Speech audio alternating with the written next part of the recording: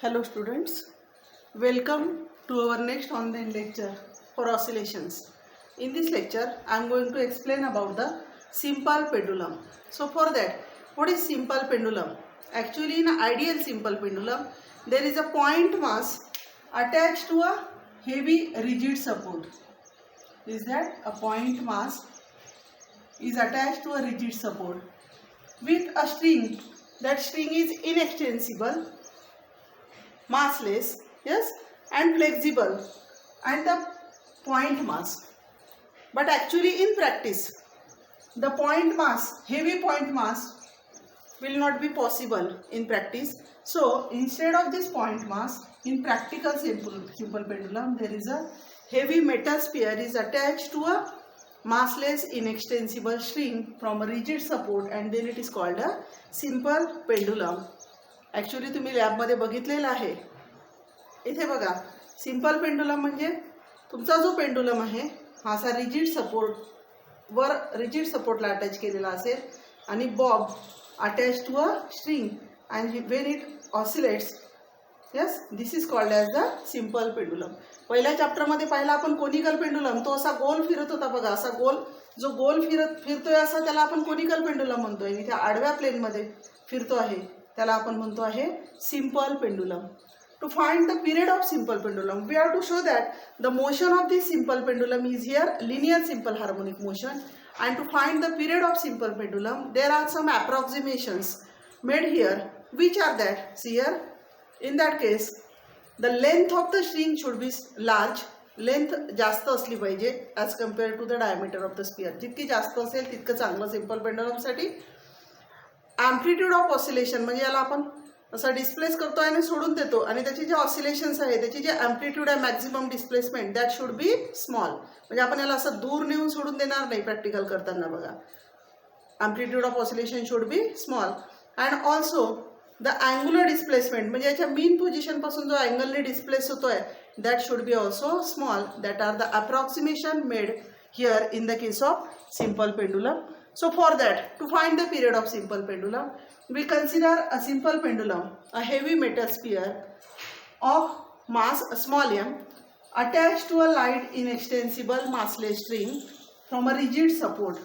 O is the point of suspension, L is the length of the string, is that, and A is the mean position here.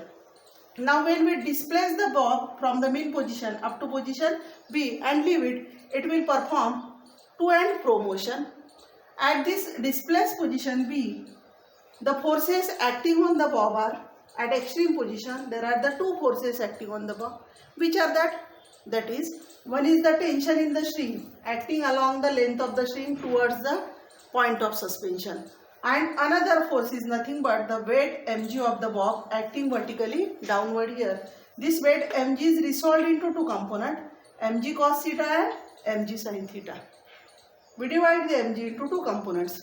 Now see, from the figure it is clear that this mg cos theta is balanced by the tension in the string, and the mg sin theta acting perpendicular to the bob and its direction is towards the mean position. Now this force mg sin theta acts as a restoring force here. Yes, it restores the bob to its mean position, and that's why I can say here the restoring force F is equal to, what I can say, F is equal to minus mg sin theta. Is that? Now as theta is very small, this sin theta can be approximately written as equal to, sin theta is approximately taken as equal to theta, and therefore we can say F is equal to minus m into g into theta. Now we can put the value of theta here. We know here the arc length formula. Suppose this is the distance x here, is that this angle theta, and this distance is L. Then we can say theta is equal to x upon L. We put this value of theta here, we get the expression for force. Now F is equal to, what I can write here, minus m into g into x upon L. Now see here, where m is the mass of the bob. For the given simple pendulum, the mass of the bob is constant. G is the acceleration due to gravity. At the given place, it is also constant. And L is the length of the string. All these three quantities are constant. And so, I can say F is directly proportional to minus x. What does this equation indicates here? Here, this restoring force is now directly proportional to displacement. And this negative sign indicates that they are opposite to each other. So we can say the motion of simple pendulum is nothing but the linear simple harmonic motion. Now, how to find the period of simple pendulum? To find the period of simple pendulum, we know that in SHM, the period of simple pendulum T is given by T is equal to 2 pi upon omega. And omega, for this omega, we can use one value, that is acceleration per unit displacement. We know omega is equal to under root k by m, and from that we can find, say, acceleration per unit displacement, that is a upon x. So to find this acceleration per unit displacement, again we use this equation. F is equal to minus m into g into x upon L. Now we put for F, m into a. Force is equal to mass into acceleration is equal to minus mg x upon L. From this, m get cancelled. We take this x on this side. We can say a by x is equal to minus g by L, and in magnitude we can take only it as g by L. When we take the magnitude here, minus a by x is equal to g by L. But when we take the value of its magnitude, we can say a by x. Now a by x is nothing but the acceleration per unit displacement. We can put this value here in this equation. We get the period of simple pendulum T is equal to 2 pi upon under root g by L. We can write it as under root L upon g. So T is equal to 2 pi under root L upon g. This is the expression for period of simple pendulum. From this expression, I can say that T is independent of mass. T is directly proportional to length of simple pendulum, square root of length of simple pendulum, and T is inversely proportional to square root of acceleration due to gravity. Now, from this expression, I can say the frequency of simple pendulum L is equal to 1 upon T. Reciprocal of period is called as frequency. So, I can write the equation for frequency of simple pendulum, that is N is equal to 1 upon 2 pi under root g upon L. This is the equation for frequency of simple pendulum. Now from this expression T is equal to 2 pi under root L upon g, you can derive the laws of simple pendulum. There are the laws of simple pendulum given in your book.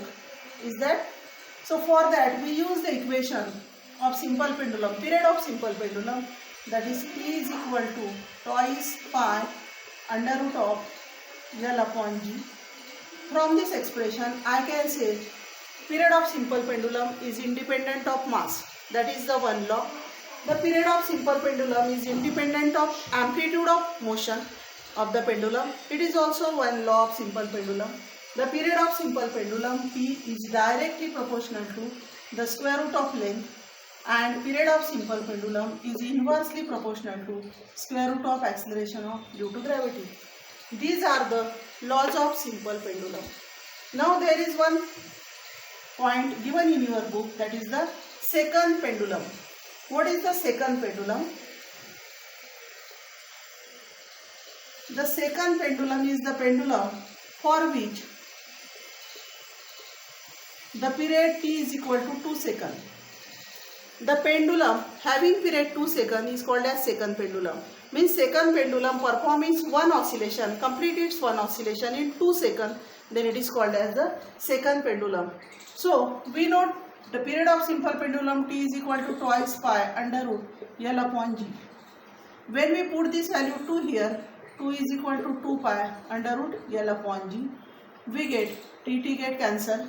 Yes, 1 pi under root L upon g.